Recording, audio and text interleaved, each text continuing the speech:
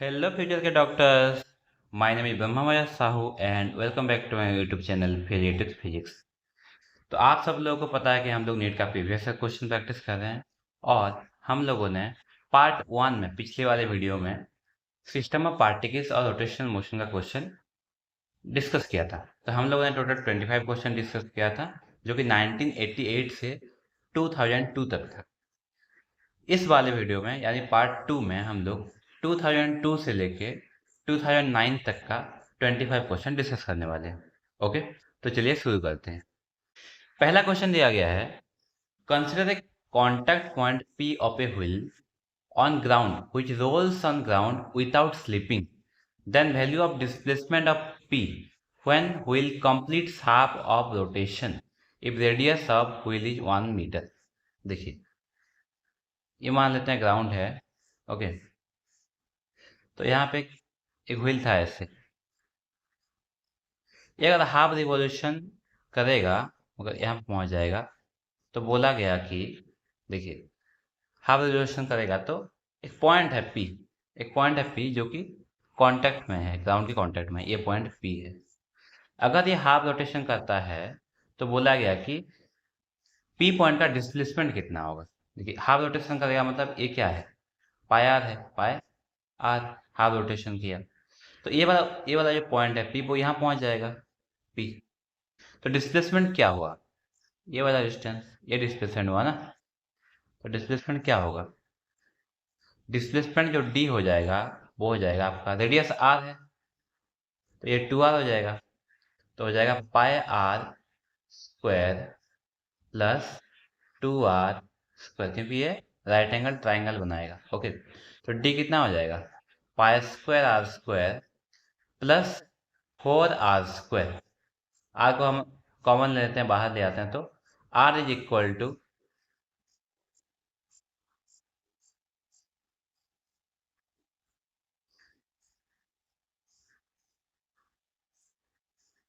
Okay, तो आपका option जो है वो आर दिया हुआ है 1 मीटर, तो डी इक्वल टू हो जाएगा pi square plus 4 metre. So option B will be correct. Next question, a rod of length 3 metre and mass per unit length, rod का लेंथ कितना दिया हुआ है 3 मीटर, मतलब एल इक्वल टू 3 मीटर। एक rod है उसका, ऐसे मान लेते हैं एक रॉड है, उसका लेंथ है 3 मीटर। ओके, मास पर यूनिट लेंथ मतलब रो, ए डायरेक्ट प्रोपोर्शनल टू एक्स, मतलब रो इक्वल टू के एक्स, के एच यानी कॉन्स्टेंट, के एच यानी कॉन्स्टेंट।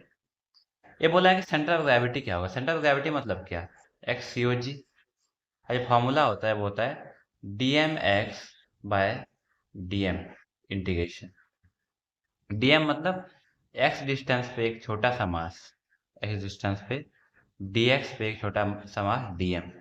डी एम क्या होगा यहाँ पे, डी एम होगा आपका रो डी एक्स, मतलब के एक्स डी एक्स। तो यहाँ पे पुट कर लीजिए, और चेंज कहाँ से कहाँ होता है, 0 से 3 मीटर।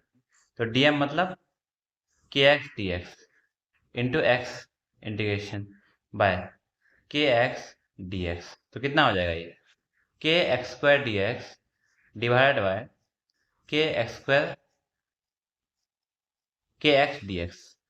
तो इंटीग्रेशन करेंगे तो एक्स सी ओ जी आपका आ जाएगा के एक्स क्यूब बाय 3 बाय के एक्स स्क्वायर बाय 2। इसका कहाँ से कहाँ तक जाएगा, 0 से 3, तो कितना हो जाएगा ये 2x/3, 0 to 3। तो पुट करेंगे तो आ जाएगा आपका 2/3 इंटू 3। तो सेंटर ऑफ मास और सेंटर ऑफ ग्रेविटी जो हो जाएगा वो 2 मीटर पे आ जाएगा। So option B will be correct. Next question, a thin circular ring of mass capital n and radius r small r. एक रिंग दिया हुआ है, मास दिया हुआ है एम, रेडियस दिया हुआ है small r, is rotating about its axis with a constant angular velocity omega. Omega angular velocity है। Four objects each of mass m are kept gently to the opposite ends to perpendicular to the diameter of the ring। देखिए, ये ring है तो हमने यहाँ पे 4 masses रखा, मान लेते हैं हमने यहाँ पे m रखा, यहाँ पे m रखा, यहाँ पे m रखा, यहाँ पे m रखा। तो बोला गया कि नया एंगुलर मोमेंटम कितना होगा। देखिए, जेंटली रखा मतलब क्या, जेंटली जेंटली मतलब no external torque. No external torque मतलब momentum conserve, angular momentum conserve. तो एल इनिशियल कितना है यहाँ पे, I omega, I one omega one. Okay, L I one omega one मतलब आई वन कितना है, एक रिंग है, तो simply capital M are square omega one. Finally कितना है एल फाइनल। देखिए अभी ये जो मासेस हैं वो सेम डिस्टेंस में है सेंटर से, आर डिस्टेंस में, simply M are square M are square M are square M are square. तो इसका हो जाएगा capital M plus 4m R square omega final. अभी दोनों सेम हो गए, L initial equal to L final, मतलब capital M are square omega initial equal to capital M plus 4 small m R square omega final. मतलब R square cancel, so omega final जो हो जाएगा आपका, ये ओमेगा इनिशियल है, okay, वो हो जाएगा आपका capital M omega, omega initial omega दिया हुआ है, divided by capital M plus small 4 into small m. Okay, so answer option B will be correct. A solid cylinder of capital M mass and radius is capital R, मतलब mass capital M है, radius capital R है, rolls without slipping down an inclined plane of length L and height h. inclined plane दिया हुआ है जिसका जो length है वो L है, inclined plane का लेंथ L है और जो हाइट है वो h है। Okay, What is the speed of its center of mass when the cylinder reaches its bottom? Okay, देखिए यहाँ पे क्या होगा, नॉर्मली अगर एक पॉइंट मास रोल करता है तो इसका जो पोटेंशियल है एम जी एच वो सीधा काइनेटिक एनर्जी में कन्वर्ट हो जाता है, m half m B square. But यहाँ पे रोल भी कर रहा है और सेंटर मास आगे भी जा रहा है, रोल भी कर रहा है, तो एम जी एच जो कन्वर्ट हो जाएगा वो हो जाएगा translational energy plus rotational kinetic energy. तो m g h equal to half m B square plus half I omega square.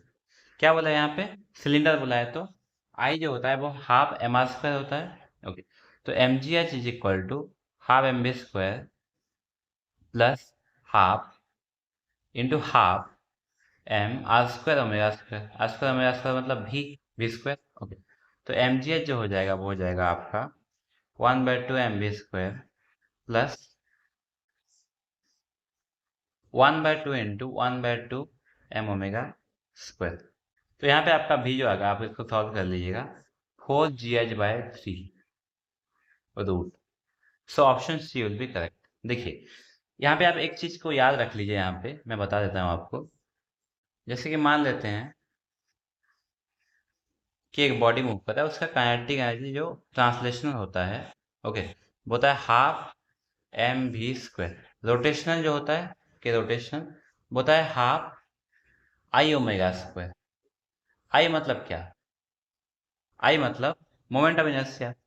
तो इसको हम लिखेंगे तो हम इसमें यहाँ पे लिख सकते हैं इसमें, ओके, कि half m k square by r square भी स्क्वायर। तो यहाँ पे आ जाएगा आपका half m B square into k square by r square. K क्या है यहाँ पे, रेडियस ऑफ जायरेशन। टोटल जो काइनेटिक एनर्जी हो जाता है अगर रोल भी कर रहा है और बॉडी मूव भी कर रहा है, मतलब ट्रांसलेशन मोशन भी हो रहा है, तो half m B square 1 plus k square by r square. यहाँ पे आप लिख सकते हैं जो के है वो है radius of gyration, radius of gyration. Radius of gyration जो है वो के स्क्वायर बाय आर स्क्वायर जो है वो सॉलिड सिलेंडर के लिए होता है 1/2, मतलब सिलेंडर भी बोल सकते हैं सॉलिड, और आप इसको डिस्क, डिस्क का भी हाफ सेम होता है। Okay, k square by r square आपका स्क्वायर, सॉलिड स्क्वायर के लिए हो जाएगा 2/5, solid solid sphere, solid sphere. जैसे सॉलिड स्फीयर का मोमेंट ऑफ इनर्शिया कितना होता है, I equal to 2/5 m are square. तो 2/5 का रूट कर लीजिए, रूट 2 बाय, हाँ, 2/5 जो है वो के स्क्वायर है, 2/5 जो है वो के स्क्वायर है। ओके, चलिए नेक्स्ट क्वेश्चन पे। A ball rolls without slipping. The radius of gyration of the ball about an axis passing through its center of mass is k. If radius of the ball is r, capital R, then the fraction of total energy associated with its rotational energy, मतलब rotational energy divided by rotational, okay. Divide by total पूछा है। आपको बताया था मैंने अभी कुछ दिन पहले कि हाफ कितना होता है, half m k square by r square भी स्क्वायर, और ये कितना होता है हाफ एम भी square 1 plus k square by r square. तो यहाँ पे इसको काट देंगे तो ये कितना आ जाएगा, k square by r square divided by k square plus r square by r square. तो इसका वैल्यू कितना आ जाएगा, k square by k square plus r. So option C will be correct. Next question. A stone is tied to a string of length L, small l, and is held in a vertical circle with other end of the string at the center. At a certain instant of time, the stone is at its lowest position and it has a speed of u. The magnitude of the change in velocity as it reaches a position where the string is horizontal. देखिए ऐसे है, okay. यहाँ पे stone था M, इसको हमने rotate किया ऐसे तो ऊपर चला गया, यहाँ तक पहुँचा। तो बोला गया कि यहाँ पे जो वेलोसिटी आएगा, देखिए यहाँ पे कुछ वेलोसिटी होगा इसका u, और यहाँ पे कुछ वेलोसिटी होगा v। तो बोला कि चेंज कितना होगा, कितना वेलोसिटी में चेंज आएगा, ओके। तो आपको पता है कि यहाँ से यहाँ तक जब जाता है तो यहाँ पे अगर u होता है तो यहाँ पे v इक्वल टू होता है u स्क्वायर माइनस 2gh होता है, ओके। तो बट यहाँ पे चेंज बोला है तो चेंज मतलब डेल v, मतलब v final minus v initial, vector है, ओके। तो मान लेते हैं इस डायरेक्शन को आई कैप, तो ये हो जाएगा जे कैप। तो इनिशियली कितना था, फाइनली कितना हो गया v j cap, initially u i cap, तो माइनस कर लीजिए, v कितना दिया हुआ है u square minus 2gh root i cap minus u sorry j cap u i cap, okay. तो इसका मैग्नीट्यूड अगर हम लोग फाइंड करते हैं, मैग्नीट्यूड मांगा है, तो you square minus 2gh plus minus you square so you square, तो कितना आएगा, ऐड हो जाएगा। तो 2 कॉमन ले लेंगे तो 2u स्क्वायर माइनस gh। तो जो मैग्नीट्यूड में चेंज आएगा वो आएगा आपका 2u स्क्वायर माइनस 2g, मतलब ये हाइट अगर h ले लेंगे तो, अगर l ले लेते हैं तो 2 into you square minus gh। So option A will be correct. Next question. The ratio of the radii of gyration of a circular disk about a tangential axis in the plane of the disk and of a circular ring of the same radius about a tangential axis in the plane of the ring each। देखिए compare करने के लिए बोला, दो चीज है, एक बोला डिस्क,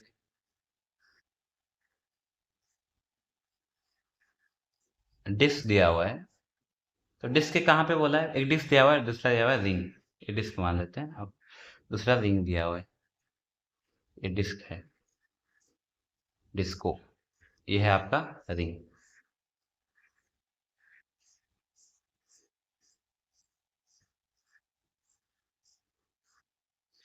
यहाँ पे बोला गया कि रेडियस ऑफ gyration का रेशियो होगा circular disc about a tangential axis in the plane of the disc, in the plane of the disc, मतलब यहाँ पे बोला है, यहाँ पे प्लेन में बोला है, ओके। तो यहाँ पे मोमेंट ऑफ इनर्शिया कितना होता है एम आर स्क्वायर बाय 4,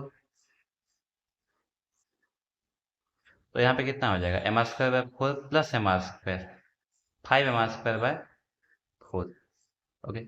तो यहाँ पे रिंग पे बोला है कितना कि circular ring of the same radius about a tangential axis in the plane of the ring, same बोला है मतलब यहाँ पे। तो यहाँ पे बीच में कितना हो जाता है एम आर स्क्वायर बाय 2, तो एम आर स्क्वायर बाय 2 प्लस एम आर स्क्वायर मतलब 3 एम आर स्क्वायर बाय 2।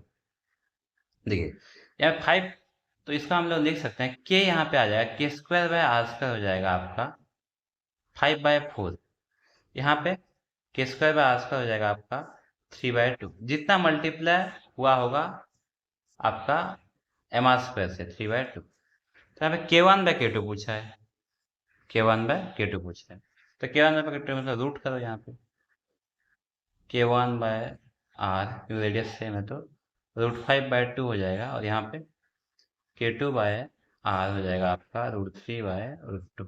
इन दोनों को डिवाइड कर लेते हैं, तो k1/k2 आपका आ जाएगा √5/2 डिवाइड बाय √3/2, √2। यहाँ पे आप √2 को लिखते हैं √2 इंटू √2, ओके। तो आपका यहाँ पे आ जाएगा √5/√6। Option C will be correct. Next question दिया गया है, around disc of moment of inertia I2 about its axis perpendicular to its plane and passing through its centre. एक डिस्क दिया हुआ है, डिस्क का मोमेंट ऑफ इनर्शिया दिया हुआ है एक्सिस में, जो एक्सिस में हम लोग, ओके, कितना दिया हुआ है I2, okay, it's placed over another disc का मोमेंट ऑफ इनर्शिया I1, एक दूसरा डिस्क, इसका मोमेंट ऑफ इनर्शिया कितना है I1, रोटेटिंग अबाउट 10, हाँ यहाँ पे रोटेट कर रहा है वो ओमेगा से। तो फाइनल एंगुलर वेलोसिटी देखिए, इस जो डिस्क है I2 को इसके ऊपर रख देना है, जस्ट रख देना है, जस्ट रखेंगे तो टॉर्क जीरो है, नेट टॉर्क जीरो है, तो मोमेंटम कंजर्व हो जाएगा, एंगुलर मोमेंटम कंजर्व हो जाएगा, मोमेंटम नहीं एंगुलर मोमेंटम कंजर्व हो जाएगा। तो इनिशियल एंगुलर मोमेंटम कितना था I1 ओमेगा था, अब फाइनल कितना हो जाएगा, ऊपर रख देंगे तो फाइनल हो जाएगा आपका I1 plus I2 omega final, तो दोनों इक्वल हो जाएगा, तो आपका हो जाएगा I1 omega equal to I1 plus I2 omega final. So omega final will be your I1 omega divide by I1 plus I2। Next question, a wheel having moment of inertia 2 kg metre square, तो moment of inertia कितना दिया हुआ है, मतलब I दिया हुआ है, कितना दिया हुआ है 2 kg metre square, about its vertical axis rotates at the rate of 60 RPM, RPM जहां पे देखें वहां पे फ्रीक्वेंसी, तो RPM जो है वो SI यूनिट नहीं है, तो इसको SI यूनिट में कन्वर्ट करते हैं, 60/60 RPS, तो कितना हो जाएगा 1 RPS, F equal to 1 RPS। बोला कि torque which can stop the wheel rotation in 1 minute, कितना टॉर्क लगाएंगे तो इसका जो फाइनली जीरो हो जाएगा, ओके, फाइनली जीरो हो जाएगा इसका वेलोसिटी, ओके। तो क्या कर सकते हैं हम लोग यहाँ पे, देखिए टॉर्क क्या होता है आई अल्फा, अभी इनिशियली वो रोटेट कर रहा था, फाइनली जीरो हो गया, मतलब ओमेगा नॉट जो हो जाएगा वो 2πf हो जाएगा, तो 2πf मतलब 2π into 1, 2π radian per second, radian per second, 2π radian per second, finally zero, okay. So omega final zero हो जाएगा, तो अल्फा क्या हो जाएगा, omega final minus omega initial by t, तो 2π बाय कितना टाइम दिया है 1 मिनट, मतलब 60 सेकेंड, तो अल्फा जो हो जाएगा वो हो जाएगा π/30। टॉर्क कितना चाहिए, टॉर्क इक्वल टू आई दिया हुआ है 2 इंटू π/30, मतलब π/15 यूनिट कितना कितना होता है newton metre. So option C will be correct. Next question दिया गया है यहाँ पे, consider a system of two particles having masses m1 and m2, if the particles of masses mass m1 is pushed towards the center of the mass of the particles through a distance d, by what distance would be particle of mass m2 move so as to keep the center of mass particle at the original position। देखिए मान लेते हैं कि हम लोगों ने पहले जो सेंटर ऑफ मास था वो था RCOM equal to M1R1 plus M2 R2 by M1 plus M2। अगर चेंज करते हैं दोनों साइड चेंज लेते हैं, del RCOM equal to M1 del R1 plus M2 del R2, mass same है, ओके, मासेस दोनों same, by M1 plus M2, change नहीं हो रहा, सेंटर मास जीरो हो जाएगा, तो सिंपली हम लोग लिख सकते हैं M1 del R1 plus M2 del R2 equal to zero. मतलब ये कितना चेंज हुआ, पहला वाला M1 कितना चेंज हुआ डी चेंज हुआ इक्वल टू माइनस M2, पता नहीं कितना, D2 दे देते हैं, तो D2 कितना हो जाएगा minus M1 bye M2 into D, मतलब कितना डिस्टेंस को हम उसको मूव करेंगे सेकेंड मास को, D2 कितना minus M1 bye M2 into D, तो वो सेंट्रल मास जो है वो अपने पोजीशन पर रहेगा। तो यहाँ पे मैग्नीट्यूड लेंगे माइनस M1, मतलब डायरेक्शन, माइनस क्या डिनोट करता है, माइनस मतलब अपोजिट डायरेक्शन, जिस डायरेक्शन में इसको लेंगे अपोजिट डायरेक्शन में हम इसको मूव करेंगे, जैसे सेंटर मास ये है मान लेते हैं ये m1 है, इनिशियली ये m2 है।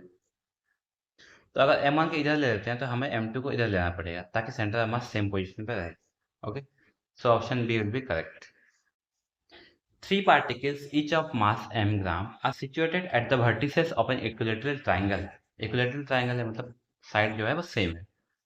पूछा है the moment of inertia of the system about A line ax। ax मतलब कौन सा भाई, ये वाला लाइन। ओके, वहां पे मोमेंट ऑफ इनर्शिया पूछा गया है। ओके, तो यहाँ पे जो मोमेंट ऑफ इनर्शिया आएगा वो कैसे आएगा, 3 मासेस हैं, एक है ये वाला मास, ये वाला मास और ये वाला मास। तो सिंपली मैं देख सकता हूँ I equal to m1 l1 square plus m2 l2 square plus m3 l3 square. Masses same है। ओके, तो आइए, ये मास m है, कितने डिस्टेंस पे है, 0, तो 0 प्लस ये मास कितने डिस्टेंस पे है, ये दूसरा वाला मास, वो है m into L square.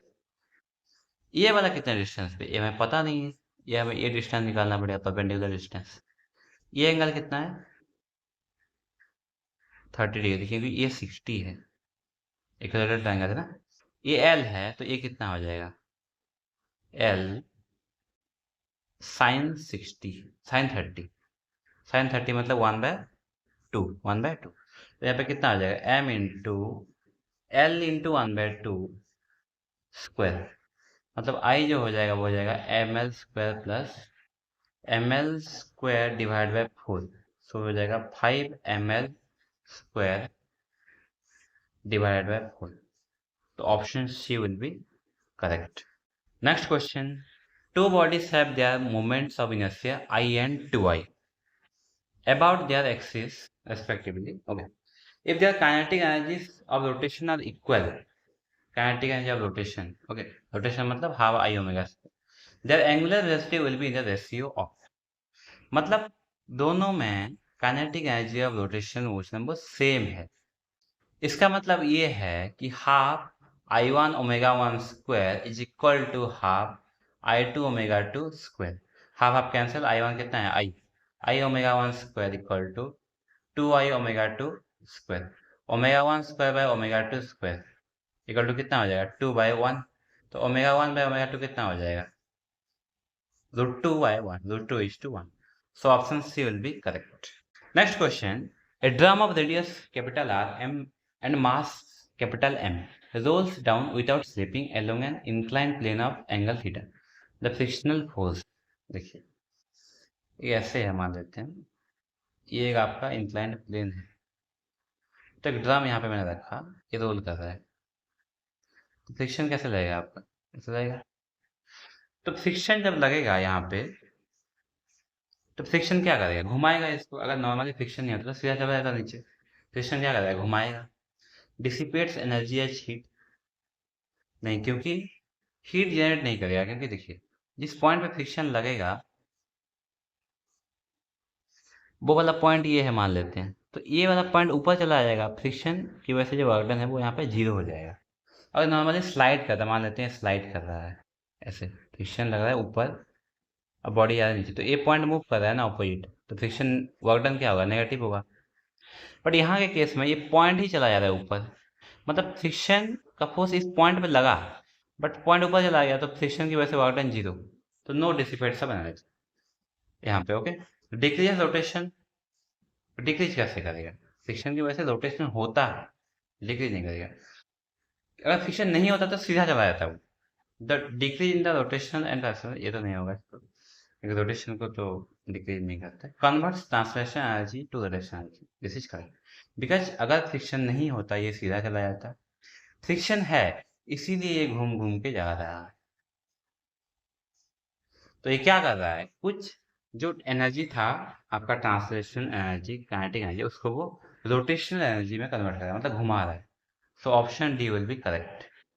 Next question, the moment of inertia of a uniform circular disc of radius capital R M and mass capital M about an axis passing from the edge of the disk and normal to the disk। देखिए एक disc दिया हुआ है, okay, एक disc है, यहाँ पे बोला गया कि आपका रेडियस है R, मास है M, लिख देते हैं इसको। मोमेंट ऑफ इनर्शिया कहाँ पे पूछा है, passing through the edge normal to the disc, यहाँ पे कितना है मोमेंट ऑफ इनर्शिया, m² 2 है। यहाँ पे कितना होगा, परपेंडिकुलर है, ओके। r डिस्टेंस है ना, तो सीधा लिख दो यहाँ पे m² 2 plus m², r distance है, parallel axis theorem, 3/2 m²। So option C will be correct. देखिए यहाँ पे परपेंडिकुलर टू द डिस्क है, ओके, यहाँ पे पैरेलल नहीं है, परपेंडिकुलर टू द डिस्क है। Next question, a tube of length capital L is filled completely with an incompressible liquid of mass capital M and closed at both ends. The tube is then rotated in a horizontal plane about one of its ends with a uniform angular velocity omega. The force exerted by the liquid at the other end is, एक liquid का tube है, ऐसे मान लेते हैं, ऐसे tube, इसके अंदर हमें लिक्विड भरा है, तो ये कुछ फोर्स लगा यहाँ पे, घुमाएंगे तो यहाँ पे ओमेगा वेलोसिटी से, तो कितना फोर्स लगाएगा, okay.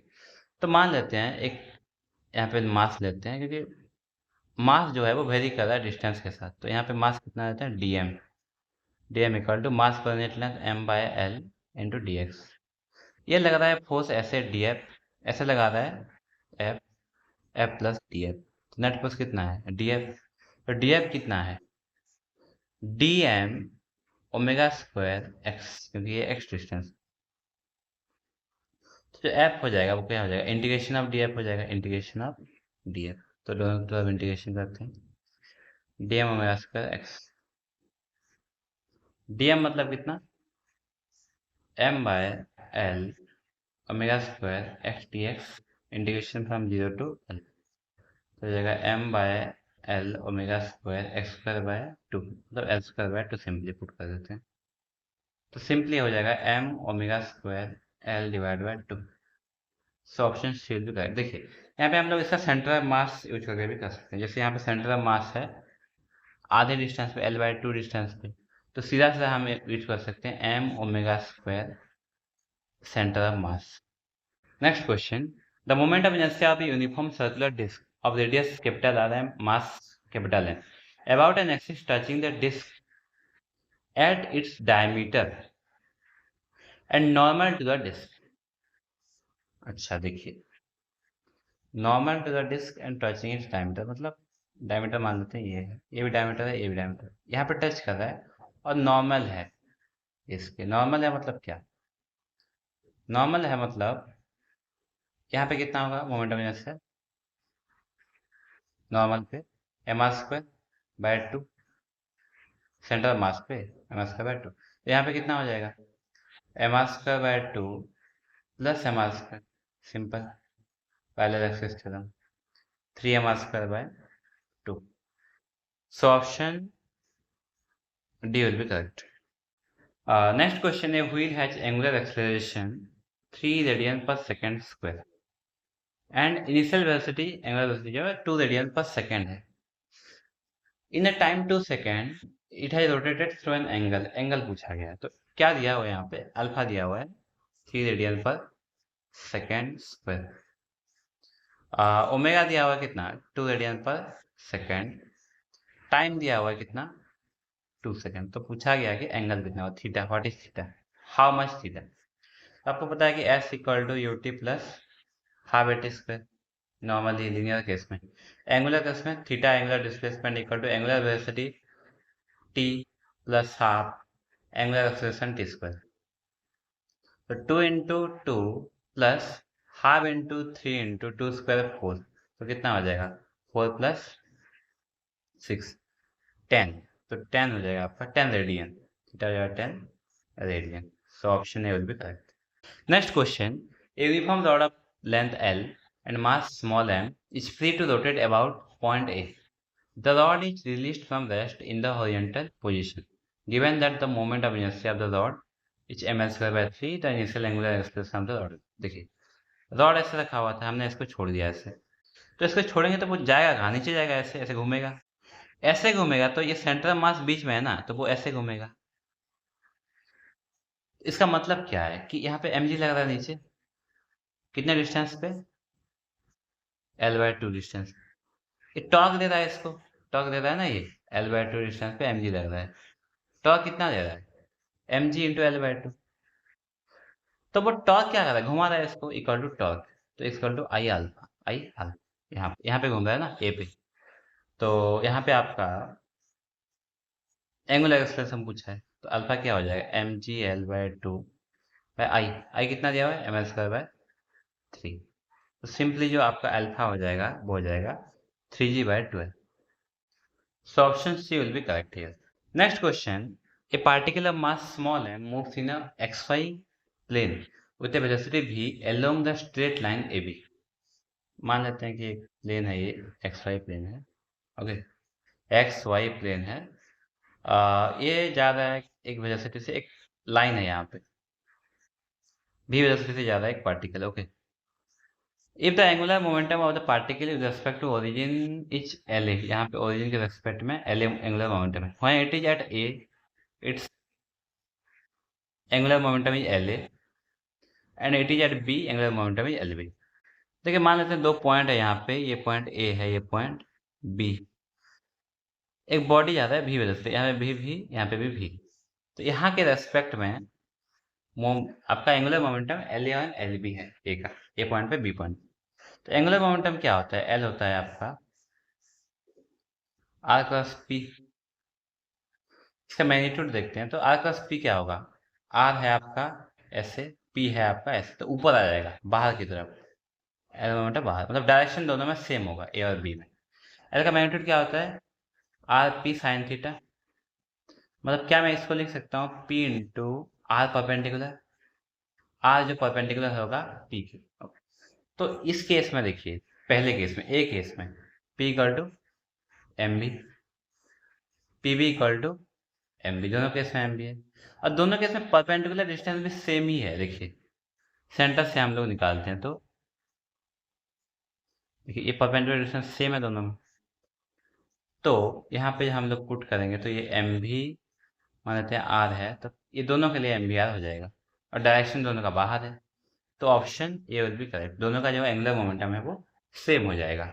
Next question, the ratio of the radius of gyration of a circular disc to that of a ring each of same mass and radius. Circular disc, disc के लिए जो के square by r square होता है वो होता है 1/2 disc के लिए।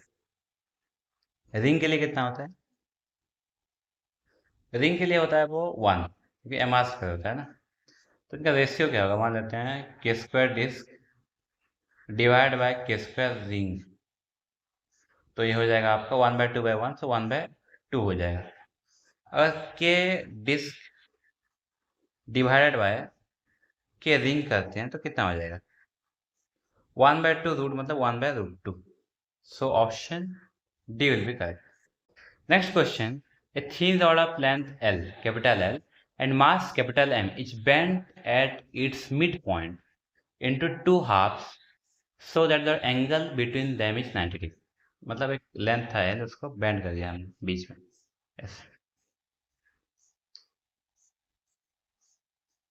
ऐसे बेंड कर दिया, ओके। तो अभी कितना हो गया, ये हो गया m/2 और लेंथ हो गया l/2, ये भी हो गया m/2 और लेंथ हो गया l/2, इनके बीच में एंगल है 90 degree, okay, 90 degree angle.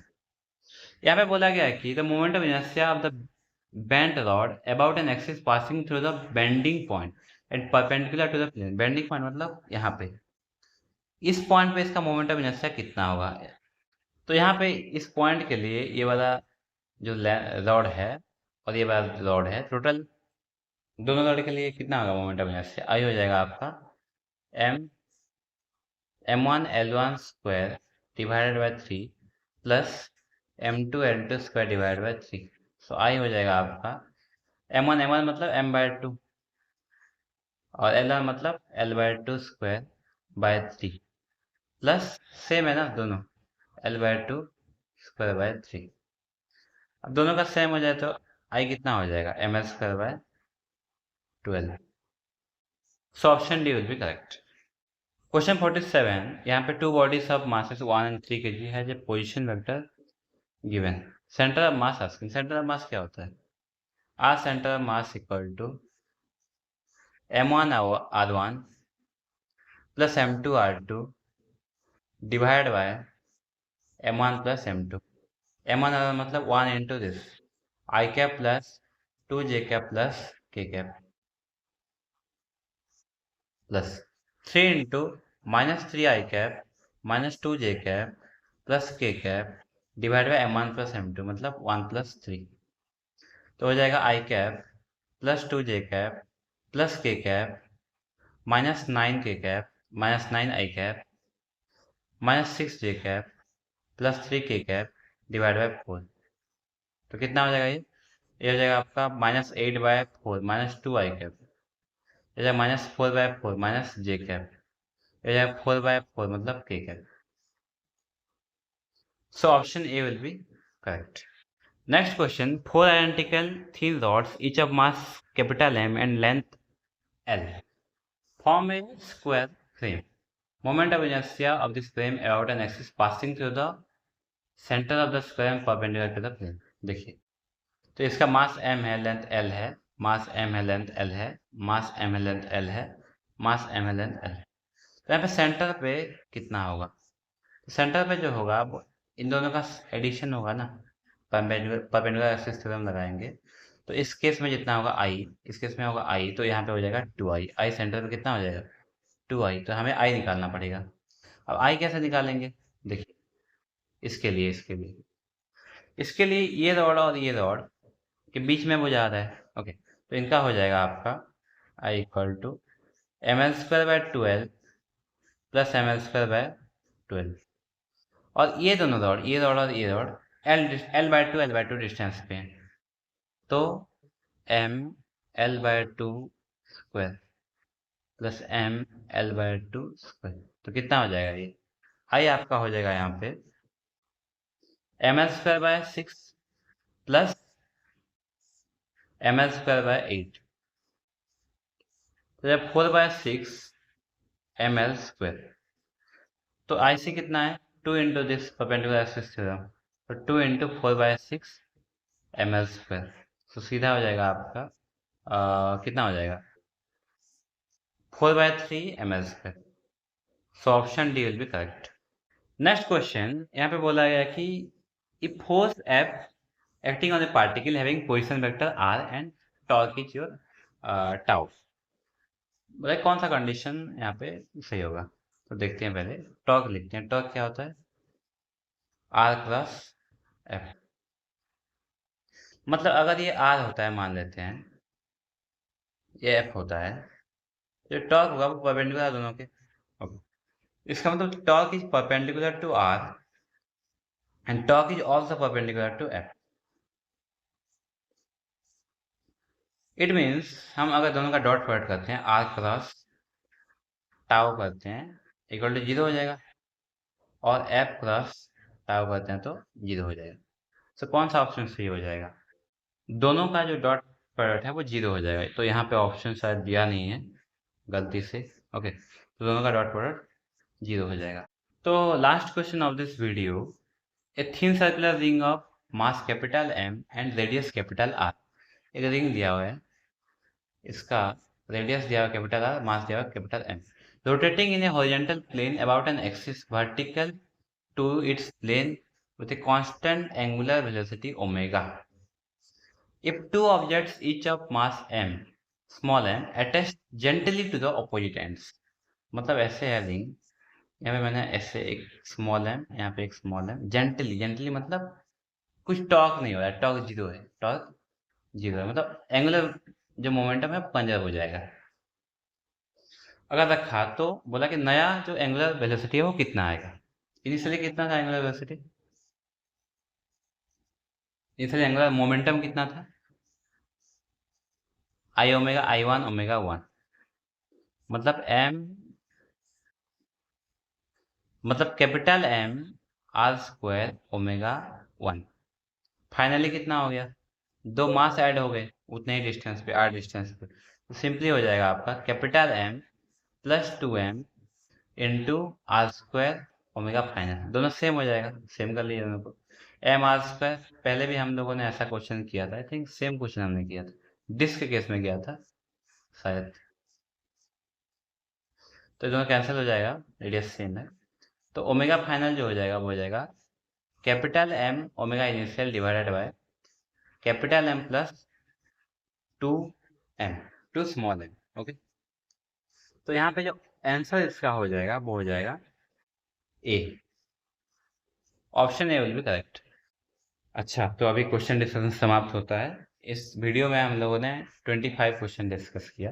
Okay, तो आप प्रैक्टिस करते रहिए क्वेश्चन का और कॉन्सेप्ट वगैरह अच्छे से पढ़ते रहिए।